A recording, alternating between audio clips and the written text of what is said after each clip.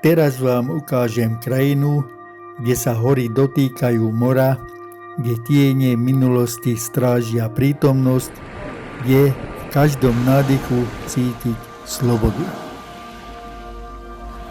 Moja prechádzka začína na pobrežnom bulvári Lungomore, kde bije skutočné srdce v Lóri.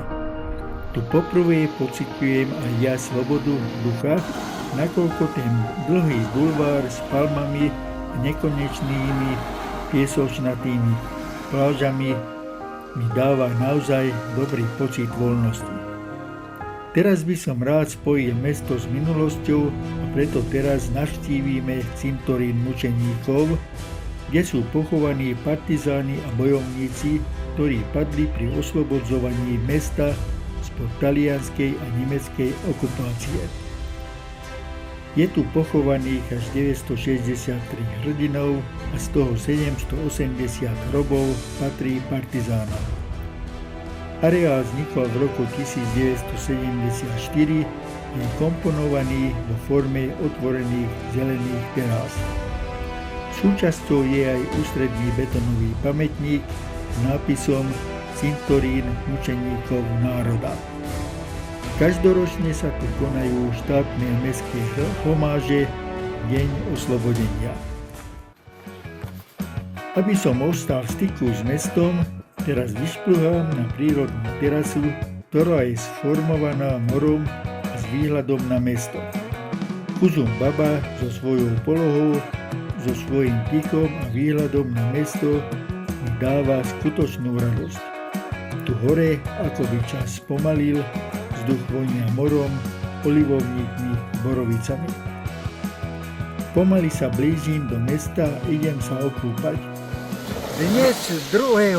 júna, síce voda je trošku ešte svieža, ja počítam, že okolo 20 stupňová je, no ale ako by bolo, že som tu na albánskej riviére, Vlora mesto, že by som tú vodu nejak nevyskúšal, takže idem tú vodu trošku vyskúšať.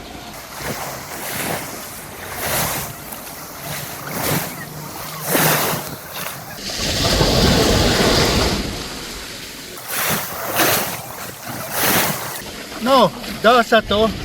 Není to 28 stupňová tá voda. Je perfektne čistá, priehľadná. Dobrá je.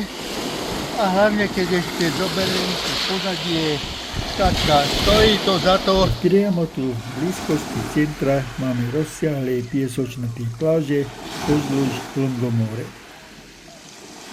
Na druhý deň kráčam pobrežím, kde slaný morský vzduch a prach ulic sa mieša a tu zrazu vyrastá prírodné fitness centrum. Áno, byť mladým, to je dobrá vec, dobrý pocit, ale to musíme aj udržiavať. Ja to stále robím aj pri mori.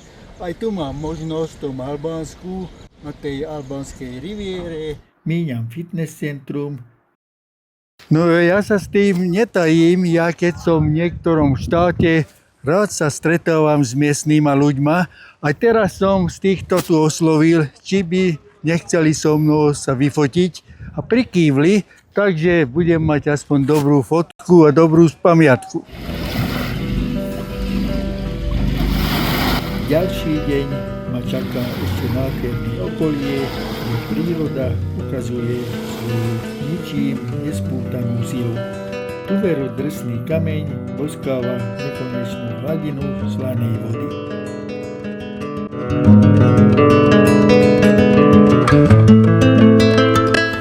Ja by som vám aj rád ukázal okolie v Lóri. Samozrejme, stále sme v Albánsku, že aj tu je veľmi pekné. Pekné výhľady, čističké more, obloha bez oblakov. A teraz začiatkom júna máme tých 26-7 stupňov. Samozrejme, že voda až tak teplá nie je. Tých 21-22, ale si myslím, že je to ich dobrú. A takto asi na tú rivieru môžeme pozerať.